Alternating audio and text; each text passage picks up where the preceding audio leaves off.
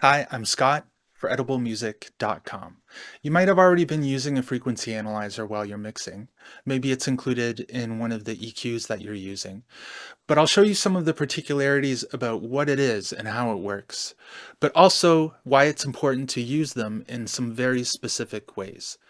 I'm talking about EQs and frequency spectrum analyzers similarly because they both present or display to you information about the sound that's occurring on the frequency spectrum. A spectrum analyzer is purely just the display of information, whereas an EQ, you can, of course, adjust frequencies and make changes to that frequency information that's being displayed on the spectrum analyzer included with your EQ. The information is displayed along two axes. The vertical axis displays amplitude or loudness or the strength of the signal that's coming through, whereas the horizontal axis displays frequency information. You'll probably have seen what a sound wave looks like before, and when you're looking at it on a frequency analyzer, you're seeing that sound wave as if it's unfurled, and you're able to see all of the information on a moment-to-moment basis. As that sound changes, then the display of information will change as well. But these two axes are how you approach reading a frequency analyzer. The vertical axis is going to tell you how loud something is, while the horizontal axis is going to tell you where on the frequency spectrum that sound occurs. If you're looking at an EQ, usually the span of the horizontal axis from the lowest frequency to the highest will read from about 20 hertz to 20,000 hertz. This allows us to read a ton of information about a sound that's coming through. The vertical axis, which shows us amplitude or how loud part of a signal is, we can use that to read whether or not maybe the louder parts of that signal are masking some of the quieter parts of that signal. Then we can read the frequency spectrum and see, oh, maybe there's this quieter part that's actually causing some disturbance to the mix balance overall, and you might want to attenuate that.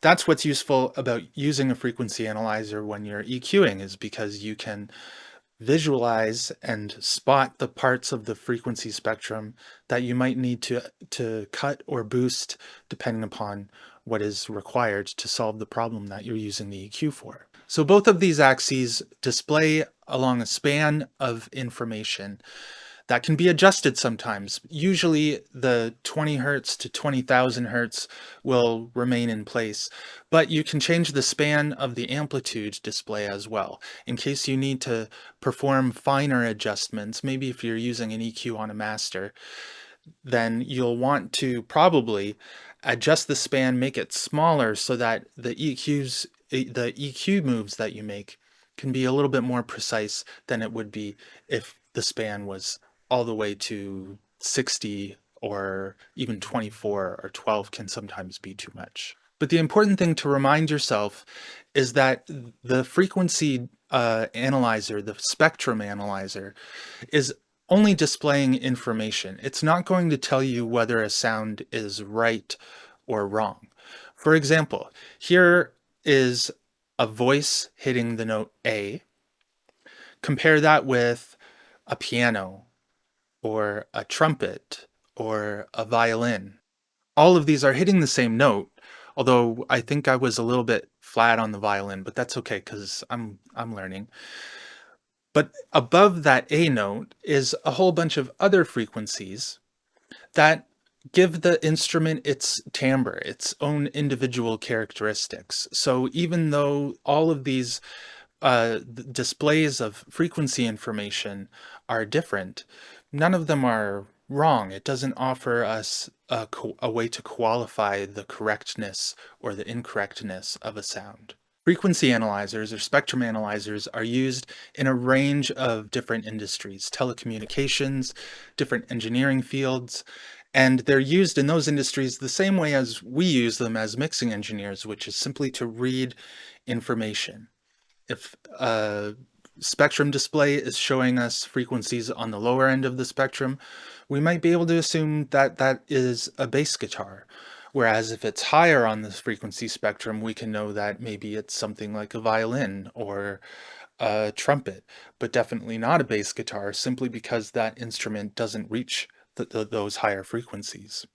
But the key thing to know is that a frequency spectrum display does not qualify the sound that's coming through it.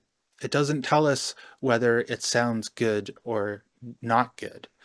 We need to determine that first. And then once you have determined whether there's an issue that needs to be solved, that's why having a frequency spectrum display on your EQ can be useful, because having discovered the need to solve a problem, you can open up that EQ and use the frequency spectrum analyzer to make more precise moves in the exact spots that you're hearing the problem. But it's not going to tell you that there is a problem in the first place. It is simply going to help you solve the problem that you have uncovered. One thing that might be useful next time you're mixing, just as a bit of an experiment, is to put an EQ on your master channel and solo up a band on the EQ and sweep it around, solo it up and make it wide enough so that it fits within those vertical lines that are located on there. And listen to those and just try to get a sense of how each area of the frequency spectrum sounds.